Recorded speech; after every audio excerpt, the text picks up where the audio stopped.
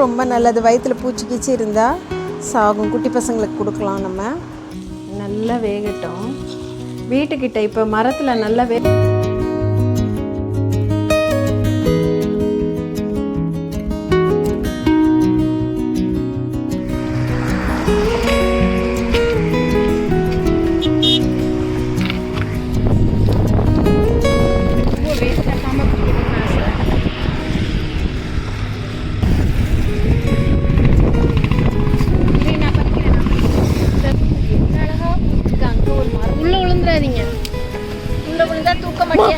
கொலமா இது பேர் மர்டர்மா.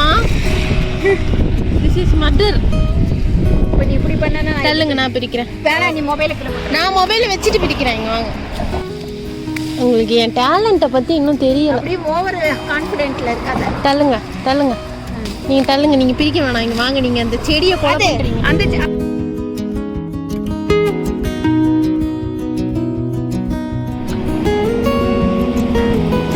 தண்ணிக்கிட்ட மேலே திட்டிங்க. ஹாய். நாங்கள் வெளியே போயிட்டு வரும்போது மரம் ஃபுல்லாக வேப்பம்பூ இருந்தது. இது சீசன் ஃபுல்லாக அப்படியே ஃப்ரெஷ்ஷாக பூத்துருந்தது. நான் என்ன பண்ணேன்னா கொஞ்சம் அப்படியே பறிச்சுட்டு வந்துட்டேன். இன்றைக்கி வந்து கொஞ்சம் எடுத்து ஃப்ரெஷ்ஷாக குழம்பு வச்சேன். என்னால் வீடியோ ஷூட் பண்ண முடியல. இதை நம்ம பறித்து நல்லா காய வச்சு பாட்டிலில் போட்டு வச்சுக்கிட்டோம்னா ரசம், புளிக்குழம்பு, வறுத்து நெய்யில் பொடிச்சு போட்டோம்னா இல்லை சாதத்தில் போட்டு சாப்பிட்டா கூட சூப்பராக இருக்கும். நான் அடுத்த வாட்டி குழம்பு செஞ்சு உங்களுக்கு காமிக்கிறேன். அதனால் எல்லாத்தையும் உருகி இன்றைக்கி காலையில் எழுந்துச்சி தான் உருகி நான் எல்லாத்தையும் எடுத்து டப்பாவில் போட்டுட்ருக்கேன். இது எல்லாத்தையும் எடுத்து வெயிலில் நாளைக்கு காய வச்சு எடுப்பேன். இது ட்ரை பண்ணி பாருங்கள்.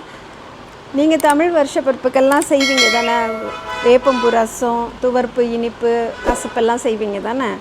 ஆனால் எல்லாத்துக்கும் மேலே இது ஹெல்த்துக்கு அவ்வளோ நல்லது. குட்டி பசங்களுக்கெல்லாம் நம்ம ஒரு உருண்டையில் அப்படியே நெய் போட்டு பொடிச்சு ஒரு உருண்டை சாதத்தில் போட்டு அப்படி உருட்டி வாயில் கொடுத்துட்டு மற்ற சாதத்தை கொடுத்துடணும்.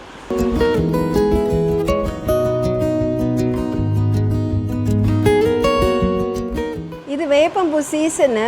எல்லா மரத்துலேயும் இருக்கும். சில பேர் வீட்டில் கூட இருக்கும், பூக்கும் நல்லா. ஆனால் வெளியில் நீங்கள் எங்கேயாவது போனீங்கன்னா பாருங்கள், 2 பக்கமும் இருக்கிற மரத்துலலாம் அவ்வளோ அழகாக பூத்துருக்கு. ஈசிஆர்லலாம் பார்க்குறேன், அப்படி அழகாக பூத்துருக்கு. இது வந்து நாட்டு மருந்து கடையில் கிடைக்கும், காஞ்ச பூ கிடைக்கும். ஆனால் சீசனில் நம்ம இந்த மாதிரி எங்கேயா போனோன்னா பறித்து காய வச்சு பாட்டிலில் போட்டு வச்சுக்கிட்டோம்னா குட்டி பசங்களுக்கெலாம் அழகாக கொடுக்கலாம். நம்மளும் நல்லா சாப்பிட்லாம். வாரத்துக்கு ஒரு வாட்டி இந்த மாதிரி வேப்பம்பூவில் ரசமோ இல்லை நெய்யில் பொடிச்சு சாதத்துலேயோ இல்லை புளிக்குழம்பு வச்சு நம்ம சாப்பிட்லாம். நல்லா காய வச்சுட்டு நான் உங்களுக்கு எப்படி குழம்பு செய்கிறதுன்னு காமிக்கிறேன். இதை பாருங்கள், அன்றைக்கி எடுத்து வச்ச வேப்பம்பூ எப்படி காஞ்சிடுச்சு நல்லான்னு, சருகு மாதிரி. இதை நம்ம ஒரு பாட்டிலில் போட்டு வச்சுக்கிட்டா ரசத்துக்கு பொடி பண்ணி போட்டுக்கலாம், குழம்பு வைக்கலாம். இப்போ நம்ம வேப்பம்பூ குழம்பு அன்றைக்கி ஃப்ரெஷ் பூ வச்சு குழம்பு வச்சுட்டேன். அதை வீடியோ எடுக்க முடியல. இப்போ நான் இதை குழம்பு வைக்கிறது எப்படின்னு காமிக்கிறேன் பாருங்கள். நல்லெண்ணெய் ஊற்றிக்கோங்க. நல்லெண்ணெய் தான் இந்த குழம்புக்கு நல்லது. நல்லெண்ணெய் ஊற்றிக்கோங்க.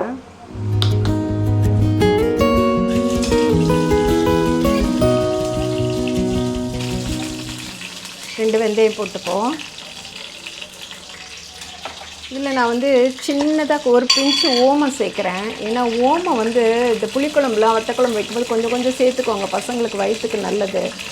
கொஞ்சம் தான் சேர்க்குறேன். கொஞ்சம் கடுகு போட்டுப்போம்.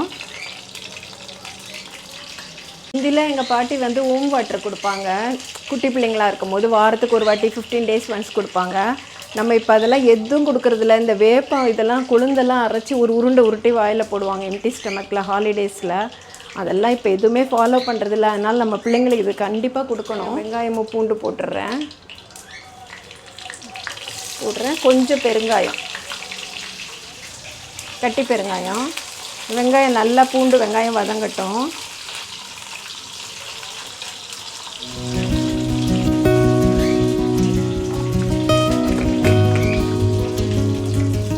இந்த ஸ்டேஜில் நம்ம கொஞ்சம் வேப்பம்பூ போட்டுப்போம். இது நான் வந்து 2 நாள் தான் வெயிலில் வச்சேன். மற்ற நாள்லாம் நிழல்லே தான் காய வச்சேன். கொஞ்சம் நிறைய பூ போட்டுப்போம். வயிற்றுக்கு நல்லது இது. வாரத்துக்கு ஒரு வாட்டி இதுவும் ஒரு குழம்பு பண்ணி பிள்ளைங்களுக்கு கொடுங்க.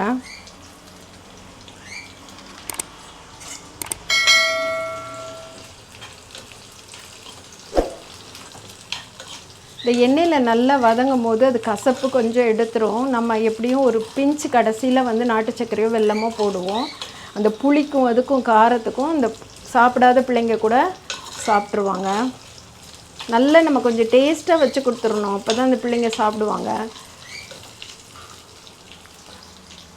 வாசம் நல்லா வருது வதக்கும் போது கொஞ்சம் நம்ம அதுக்கு தேவையான உப்பு போட்டுப்போம். போட்டுட்டு அதுலேயே கொஞ்சம் தனியாத்தூள் 2 ஸ்பூனு, 2 கொஞ்சமும். அப்புறம் உங்களுக்கு குழம்பு எவ்வளோ வைக்கிறீங்களோ அவ்வளோ அளவுக்கு பார்த்துக்கோங்க. கொஞ்சம் காரமும் இருக்கணும், கொஞ்சம் புளி போடுறோம் அதனால்.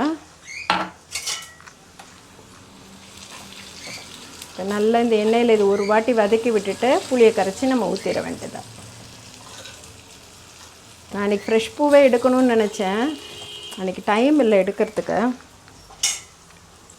நான் பச்சை பூ பண்ணும்போதும் பசங்க வந்து வேப்பம்பூ போட்ட மாதிரியெல்லாம் நல்லா இருந்ததுமான்னு சொன்னாங்க. எப்போயுமே கசப்பு பாவக்காயெல்லாம் சாப்பிட மாட்டாங்க, நல்லா இருந்ததுன்னாங்க. இப்போ நான் காஞ்ச பூ போட்டு பண்ணுறேன். இந்த புளியை நம்ம கரெக்டாக ஒரு இவ்வளோ தான் போட்டு ஊற வச்சேன். திக்காக கரைச்சிக்கணும், ரொம்ப தண்ணி ஆக்காமல் இந்த தண்ணியிலே கரைச்சிட்டு அதை மட்டும் அப்படியே ஊற்றிக்கணும், அவ்வளோதான். கொஞ்சமாக இருக்கணும் குழம்பு அப்படியே ஊற்றி சாப்பிட்றதுக்கு.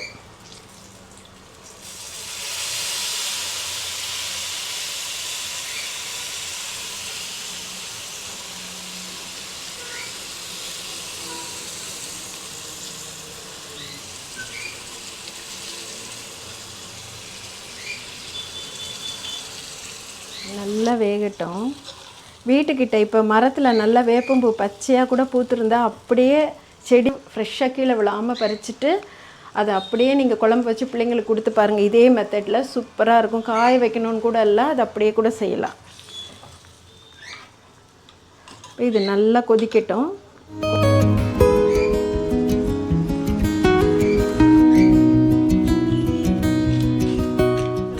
இறக்கும் போது ஒரு துளி வெல்லம் போட்டுக்கோங்க. நான் வந்து இன்றைக்கி வாங்க மறந்துட்டேன், அதனால் நாட்டு சர்க்கரை 1 ஸ்பூன் யூஸ் பண்ணுறேன். சர்க்கரை வேண்டாம், சும்மா ஒரு 1/4 ஸ்பூன். ஏன்னா காரத்தெல்லாம் எடுத்துரும் இல்லைன்னா, அவ்வளோதான். எண்ணெய் எப்படி பிரிஞ்சு வருது பாருங்கள். வர நேரத்தில் சும்மா கொஞ்சம் அந்த கசப்பு புளிப்பு அந்த காரத்துக்கு ஈக்குவலாக.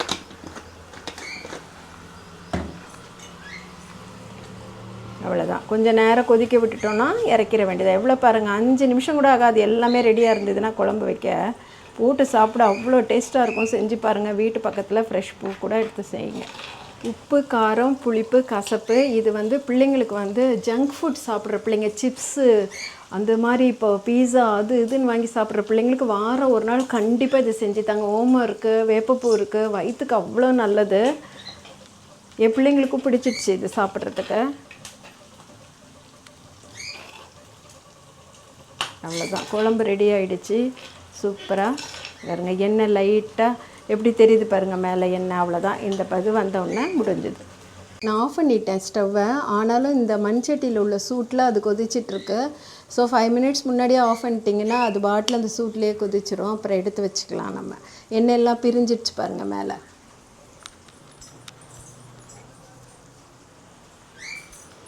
இதுக்கு வந்து அப்பளம் சூப்பராக இருக்கும். சைடில் பொரியலோ முட்டை பொடி மாசோ எது வேணால் வச்சுக்கலாம். நான் அப்பளம் செம்ம சூப்பராக இருக்கும். நான் வந்து இந்த முட்டை பொடி மாஸ் பண்ணிட்டேன். டைம் ஆயிடுச்சு. கிச்சனில் நிற்க முடியல, ஒரே வெயில். இப்போ சூடாக இருக்குது, அதனால தான் வேர்த்து ஊற்றுது. கடகடன்னு சமையலை முடிப்போன்ட்டு முடிக்கிறேன் நான். முட்டை பொடி மாஸ் ரெடி ஆகிடுச்சு. இந்த அப்பளம் பொரிக்க போகிறேன்.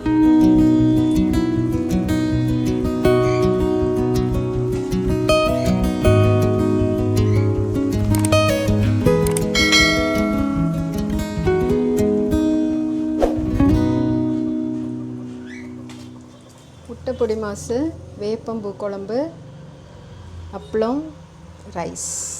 இந்த மாதிரி நீங்கள் குழம்பு வீட்டில் செஞ்சு பார்த்துட்டு எனக்கு சொல்லுங்கள். நீங்கள் எங்கே பார்த்தாலும் இப்போ வேப்பம்பூ பூத்துருக்கு. நீங்கள் போய் கண்டிப்பாக பார்த்து செஞ்சு பார்த்துட்டு கமெண்ட்டில் சொல்லுங்கள். தேங்க்யூ.